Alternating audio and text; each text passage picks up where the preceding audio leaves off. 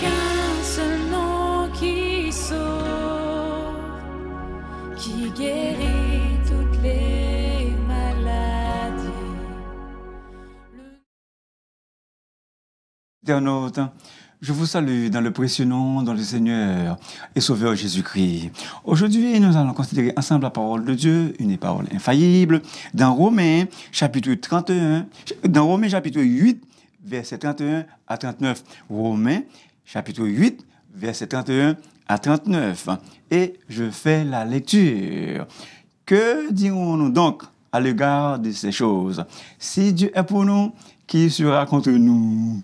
Lui qui n'a point épargné son propre Fils, mais qui l'a livré pour nous tous, comment ne nous donnera-t-il pas aussi toutes choses avec lui? Qui accusera les élus de Dieu? C'est Dieu qui justifie.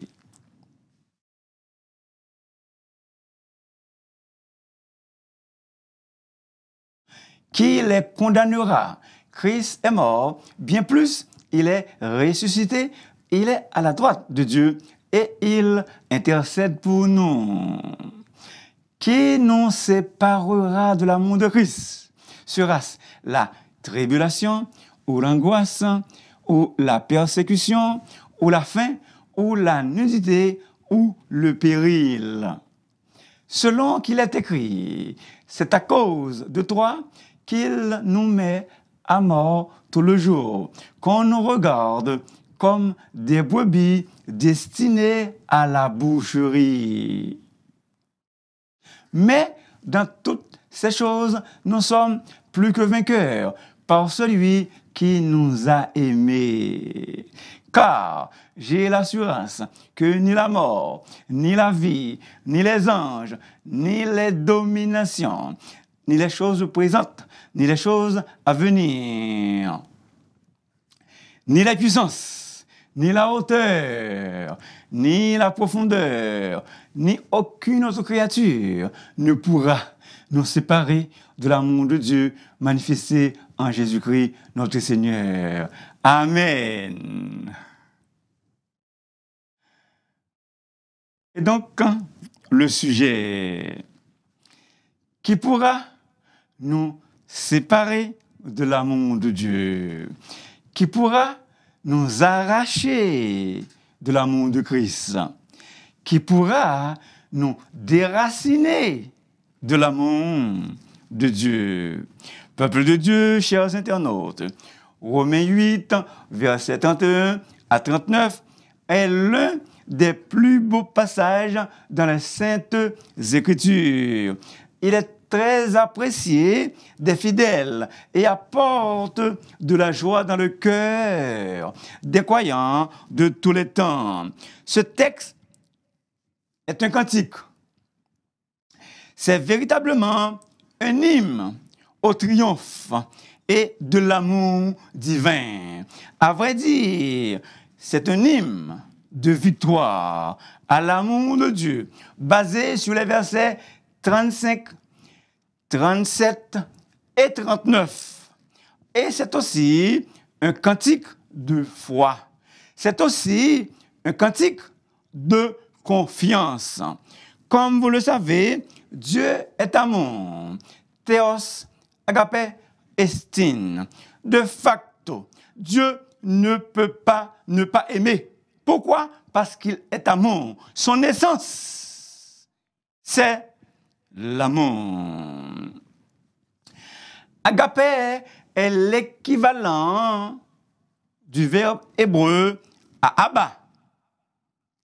Dieu manifeste son amour. Un amour qui se donne. Un amour qui se sacrifie pour le bonheur de l'autre et n'attend rien en retour. En réalité, agape est cet amour divin du plus haut niveau qui donne et qui donne encore, même s'il ne reçoit ni récompense, ni remerciement. Bref, même s'il ne reçoit aucune récompense. Et l'ô peuple de Dieu, est-ce que vous êtes là? Vous et moi, je suis là-dedans aussi. Vous et moi, nous pouvons chanter comme un séraphin, comme un rossignol, mais sans amour. Notre chant n'est rien que le sifflement de l'enfer. C'est comme une cymbale qui retentit, comme dit l'Écriture. Agapé, peuple de Dieu, ce vocable est employé 120 fois dans le Nouveau Testament. 120 fois. À titre d'exemple, mais Dieu, pauvre, son amour envers nous, ten et autour agapen. Mais Dieu prouve son amour envers nous en ce que, lorsque nous étions encore des pécheurs, Christ est mort pour nous. Romains 5, verset 8. En somme, quand on dit agapé, qu'est-ce qu'on dit? Un spécialiste du grec répond, agapé porte originalement, donne originalement l'idée de sympathie et exprime l'amour d'une personne d'un rang plus haut, plus élevé, pour une autre personne d'un rang inférieur, plus bas. Agapé, c'est cet amour que notre Seigneur Jésus veut que nous pratiquions pour lui, pour nos semblables, et particulièrement pour nos frères et sœurs en la foi. Je vous donne un commandement nouveau. Aimez-vous les uns les autres comme je vous ai aimé. C'est très malheureux, peuple de Dieu. Tout bad, très déplorable et même triste.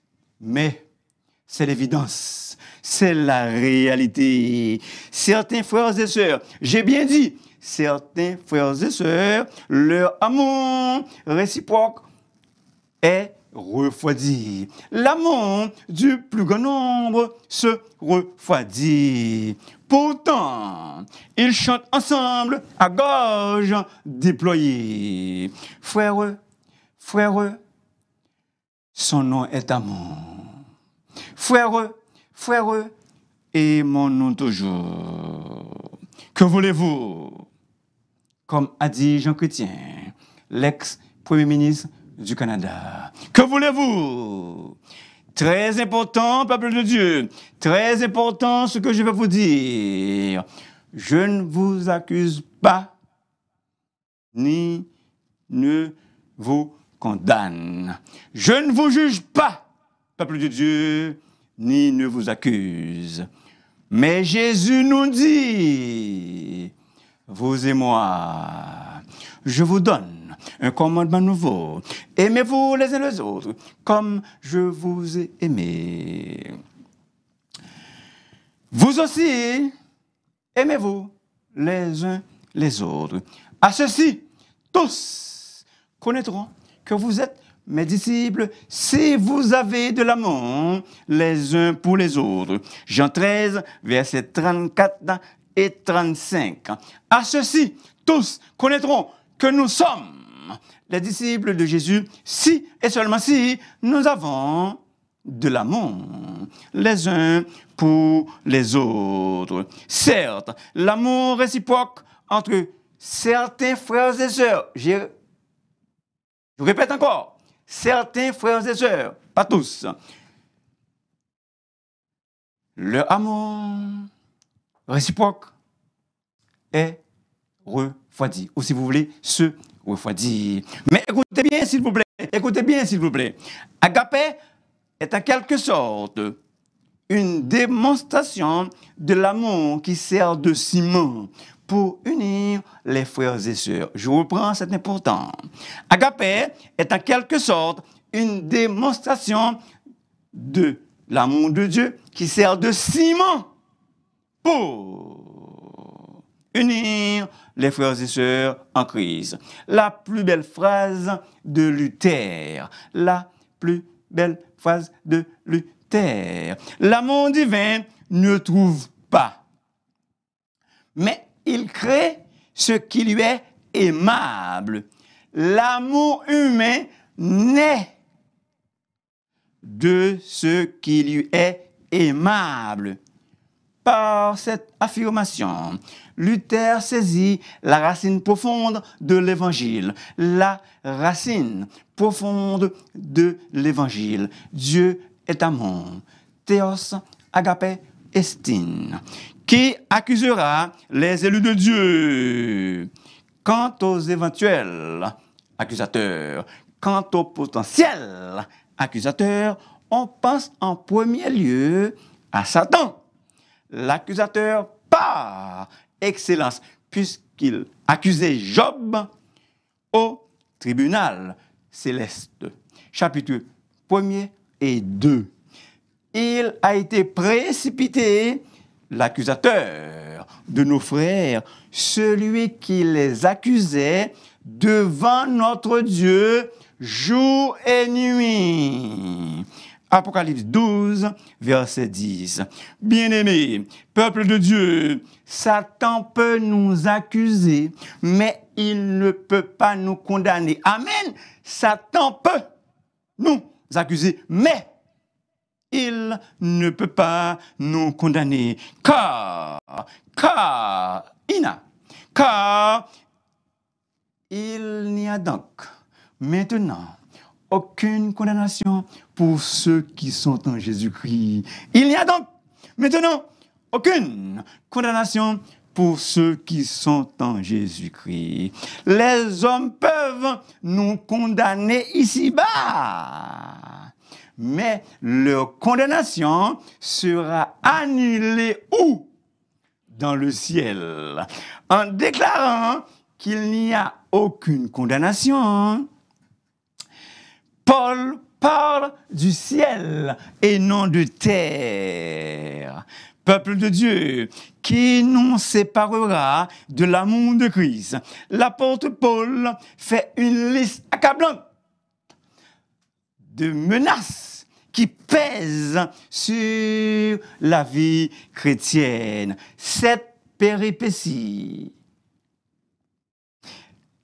La première, la tribulation, détresse, adversité incessante et d'affliction commune à tous les hommes. Deuxièmement, l'angoisse, généralement une souffrance extrême pour l'esprit et le corps. Tous ceux qui veulent vivre pieusement en Jésus-Christ seront persécutés. 2 Timothée 3, verset 12. Troisièmement, la persécution. C'est la brutalité, entraînant la souffrance et la mort pour ceux qui osent afficher des opinions contraires. C'est la souffrance que nous font subir les hommes à cause de notre relation avec notre Seigneur Jésus. Mais Jésus dit, écoutez bien s'il vous plaît, Jésus dit, heureux serez-vous, lorsqu'on vous outragera, qu'on vous persécutera et qu'on dira faussement de vous toutes sortes de mal à cause de moi. Matthieu 5, verset 11. Quatrièmement, la faim. La faim qui nous ronge, qui nous réduit à l'état de squelette. La nudité, un état de pauvreté extrême dans lequel une personne n'a pas ce qu'il lui faut pour se vêtir convenablement, pour se vêtir adéquatement. Le péril, c'est la menace d'un danger imminent et épouvantable. Et septièmement, l'épée, un long poignard, froide, dur et mortel, que les assassins utilisent souvent parce qu'il est plus facile à cacher, plus facile à soustraire aux yeux, au regard. Toutes ces calamités, cette liste accablante des menaces qui pèsent sur la vie chrétienne, l'apôtre Paul ne parle pas de ces afflictions de manière théorique, mais il les a toutes vécues et expérimentées. 2 Corinthiens 11, versets 23 à 28. Elles, ces péripéties, ces adversités, ces problèmes, elles sont présentées avec une intensité croissante, en crescendo, au plus haut degré. La tribulation, jusqu'à l'épée dure et mortelle. Le verset 36 est une citation du psaume 44, verset 23. C'est à cause de toi qu'on nous met à mort tout le jour, qu'on nous regarde comme des brebis destinées à la boucherie. Peuple de Dieu, les chrétiens ne doivent pas s'étonner lorsqu'ils doivent souffrir pour Christ. Autrement dit, ce verset nous rappelle que dans cette vie, le chrétien peut affronter beaucoup de tribulations, mais le mais qui fait toute la beauté de la chose. Mais Jésus nous a dit, vous aurez, moi-même avec vous, vous et moi, vous aurez des tribulations dans le monde, mais prenez courage, j'ai vaincu le monde. Si Dieu est pour nous, qui sera contre nous? Satan est contre nous. Mais en fin de compte, en toute fin pratique, Satan ne triomphera pas des vrais chrétiens. Amen. En toute fin pratique, en fin de compte, Satan ne triomphera pas de vrais chrétiens. Écoutez le verset, s'il vous plaît. Vous, petits enfants, vous êtes de Dieu. Vous et moi, peuple de Dieu, nous sommes de Dieu. Vous, petits enfants, vous êtes de Dieu et vous les avez vaincus. Parce que celui qui est en nous est plus grand que celui qui est dans le monde. Celui qui est en nous est plus grand que celui qui est dans le monde. 1 Jean 4, verset 4. Peuple du Seigneur, celui qui est en nous est plus puissant, est plus fort, est plus grand que celui qui est dans le monde. Lorsque Dieu est pour nous, quand Dieu est pour nous, vous et moi, c'est sûr et certain qu'il nous protège. Sécurité absolue de Dieu envers ses enfants. Et j'aimerais que vous croyiez ça. C'est la Bible, c'est pas Lionel. Sécurité absolue de Dieu pour ses enfants. Le prophète Élisée, homme de Dieu, était miraculeusement protégé par l'Éternel, le Dieu que vous et moi, nous adorons. Le prophète Élisée, homme de Dieu, était miraculeusement protégé par l'Éternel. Le serviteur de l'homme de Dieu se leva de bon matin et sortit. Et voici, une troupe entourait la ville avec des chevaux et des chars. Et le serviteur de l'homme de Dieu dit à Élisée, « Mon Seigneur, comment ferons-nous ?» L'homme de Dieu répondit, « Ne crains rien, ne crains rien, car ceux qui sont avec nous sont un plus grand nombre que ceux qui sont avec eux. » Élisée pria et dit, l'Éternel ouvre ses yeux pour qu'il voie. La réponse immédiate. Et l'Éternel ouvrit les yeux du serviteur qui vit la montagne pleine de chevaux et de chars de feu autour d'Élysée. Je reprends. Et l'Éternel ouvrit les yeux du serviteur qui vit la montagne pleine de chevaux et de chars de feu autour d'Élysée. 2 Rois 16, versets 15 à 17. Bien-aimés, peuple de Dieu, ceux qui sont rachés by the blood of Christ, ceux qui sont rachés par le sang de Jésus, ne crains point, car ceux qui sont avec nous sont en plus grand nombre que ceux qui sont avec eux. Lui qui n'a point épargné son propre fils, mais qui l'a livré pour nous. Comment ne nous donnera-t-il pas toutes choses avec lui? Chers internautes, peuple de Dieu, Christ est le plus grand don. Christ est le plus grand don. Le don ineffable que Dieu nous a donné, que Dieu nous a fait. Ce verset 32 nous fait penser à Abraham qui a offert son fils Isaac en sacrifice. Genèse 22, versets 1 à 14.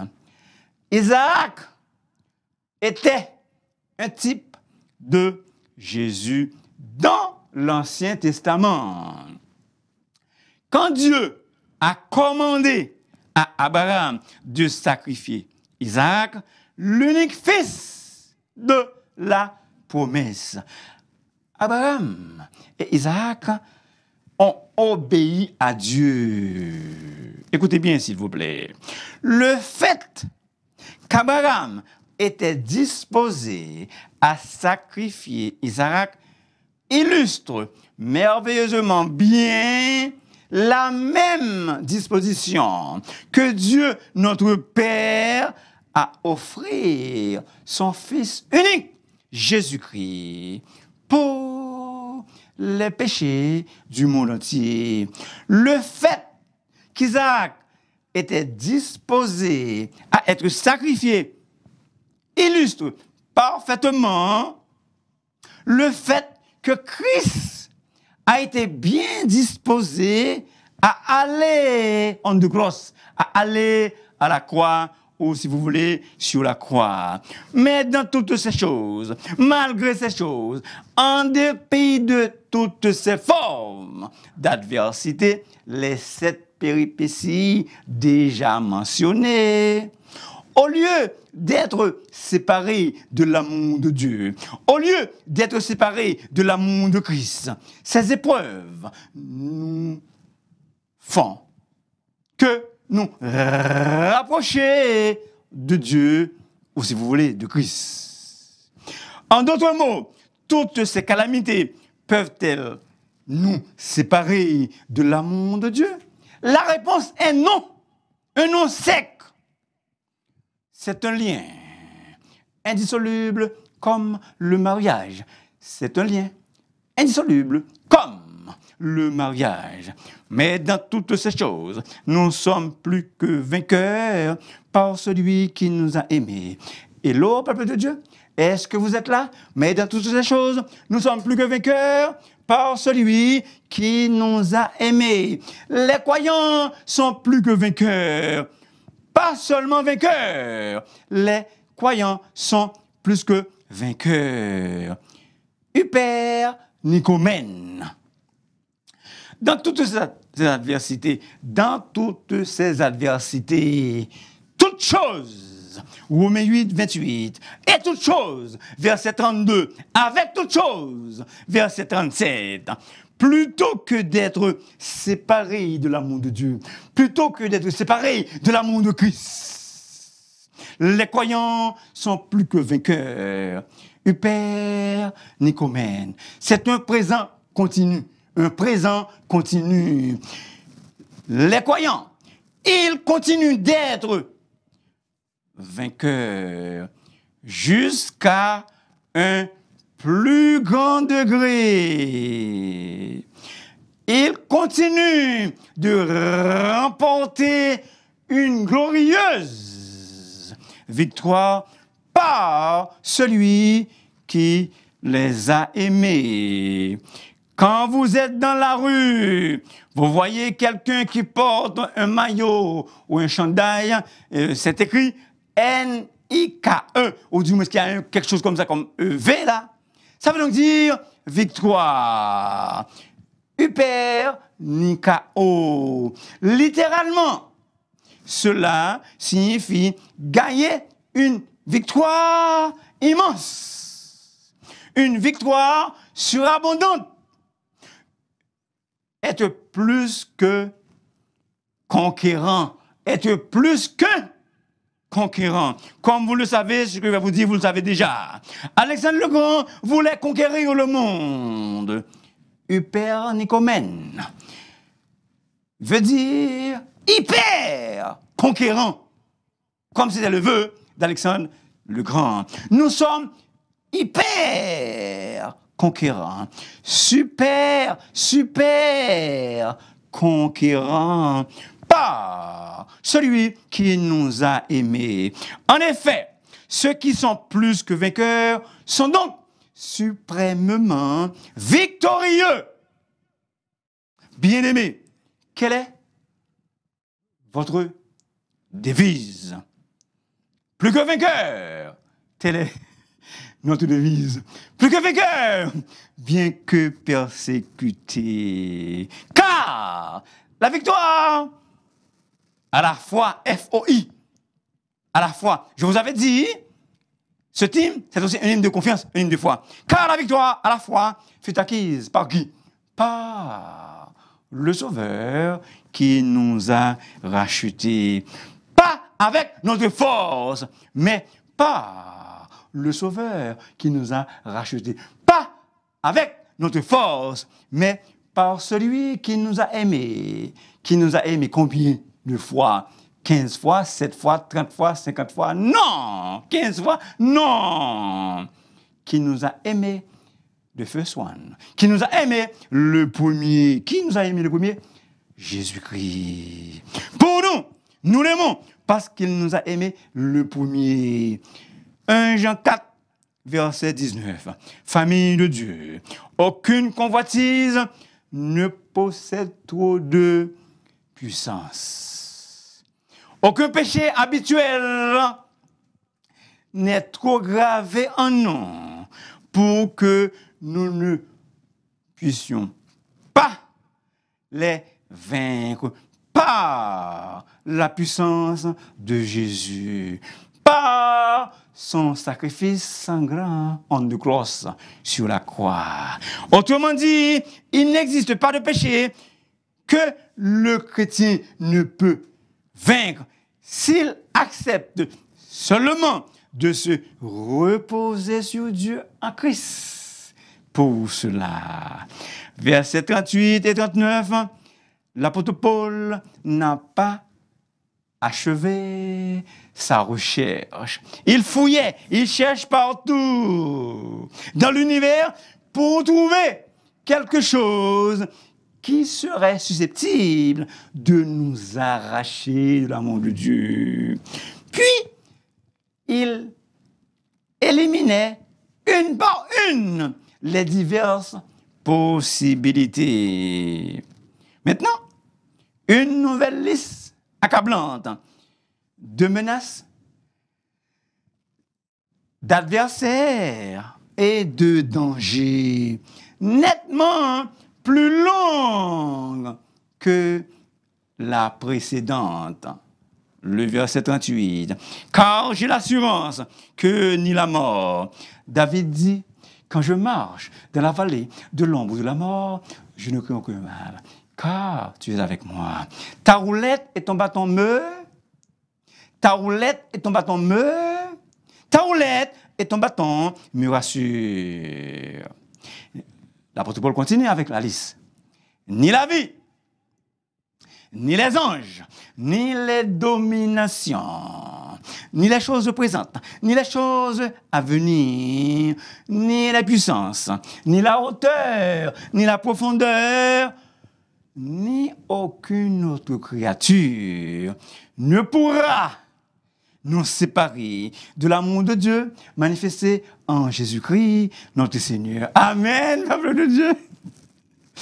Qui pourra nous séparer de l'amour de Dieu? Rien au monde, rien dans l'univers dans son intégralité, rien dans l'univers dans son entier, rien au monde ne peut nous séparer de l'amour de Dieu ou de l'amour de Christ.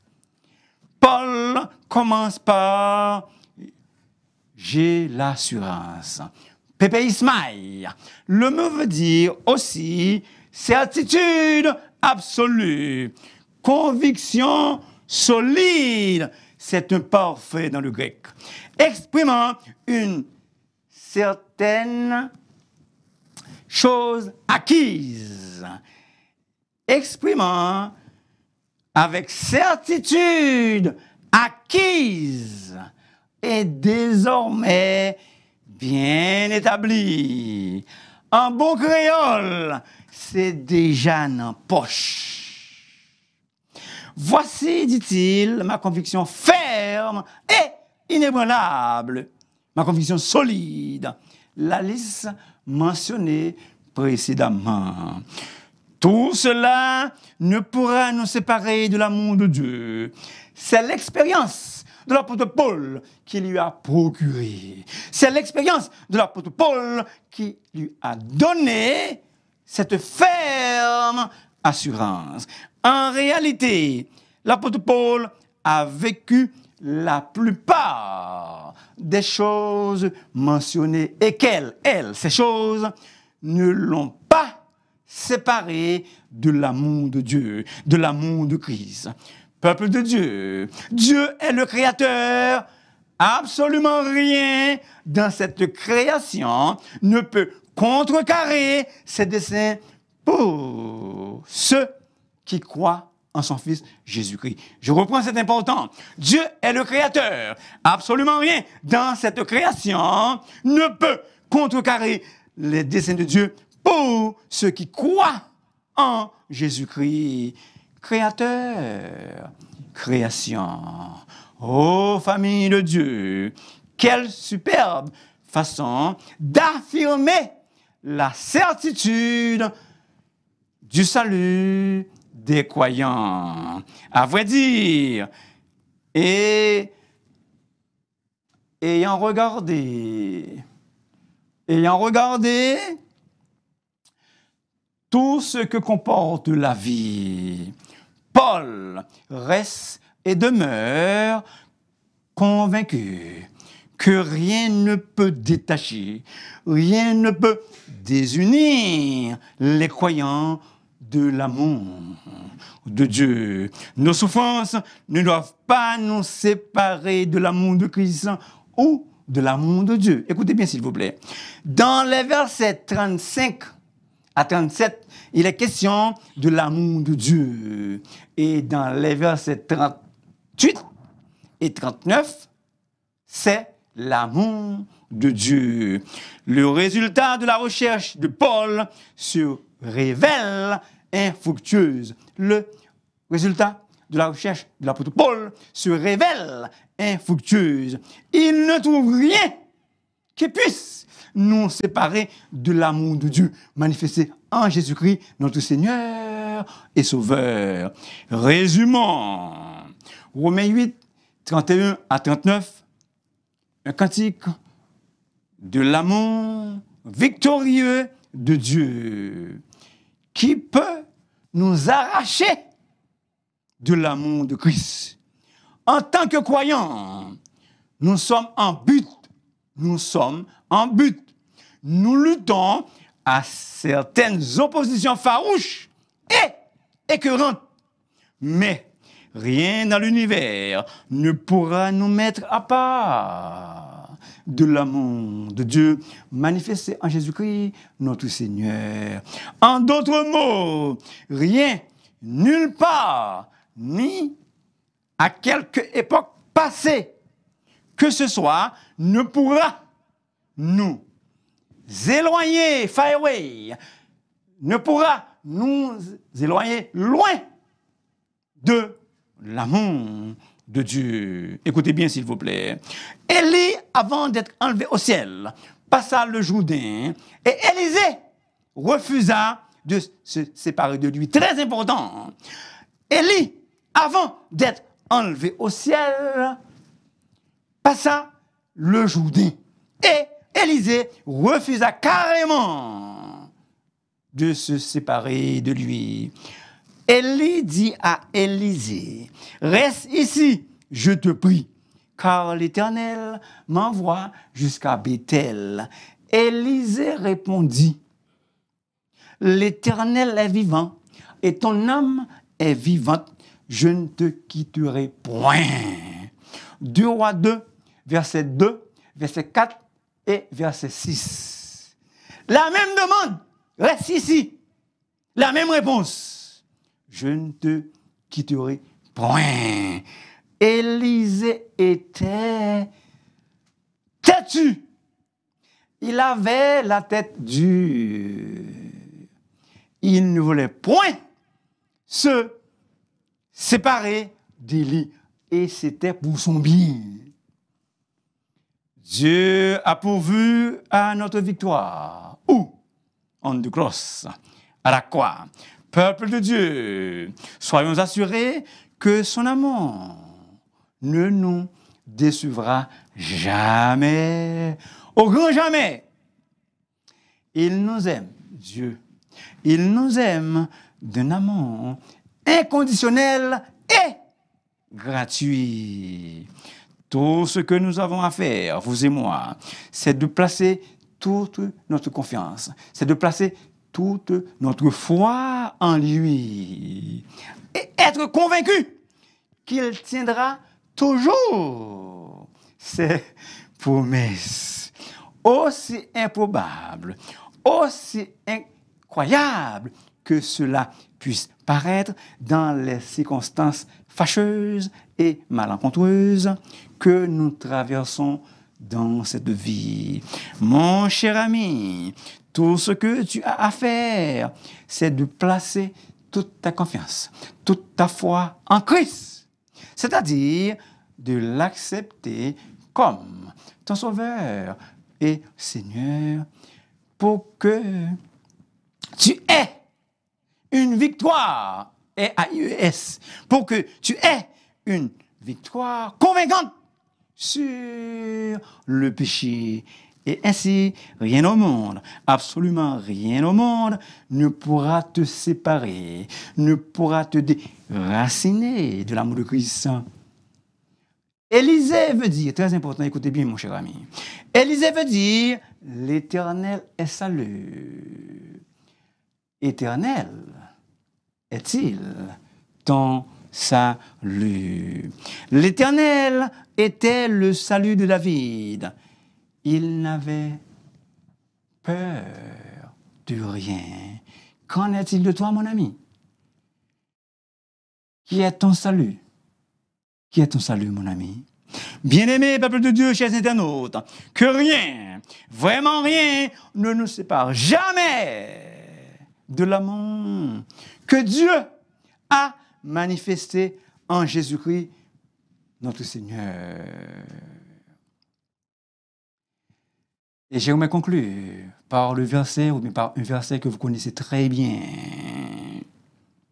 Nous savons du reste que toute chose concourt au bien de ceux qui aiment Dieu, de ceux qui sont appelés selon son dessein. J'aime mieux se meurt. Nous savons en outre que Dieu fait concourir toutes choses au bien de ceux qui l'aiment. de ceux qui ont été appelés conformément au plan divin.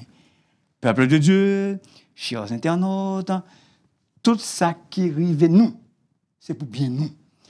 Tout ça qui arrive nous, c'est pour bien nous. Ainsi donc, tous les croyants peuvent être assurés, quoi qu'il les arrive ici-bas, concours à leur bien. Advienne que pourra, no matter what, nous sommes plus que vainqueurs par celui qui nous a aimés. Chers internautes, peuple de Dieu, les rachetés de l'Éternel, que nous puissions vivre quotidiennement de l'assurance et de la consolation par ces paroles apportées des Saintes Écritures. Merci beaucoup de m'avoir écouté. S'il vous plaît, n'oubliez pas de vous abonner, car la voix du serviteur est votre émission. Et si vous voulez me parler, vous pouvez m'appeler dans le 514-571-2196. Que Dieu vous bénisse richement et abondamment. Que Dieu vous bénisse richement et abondamment.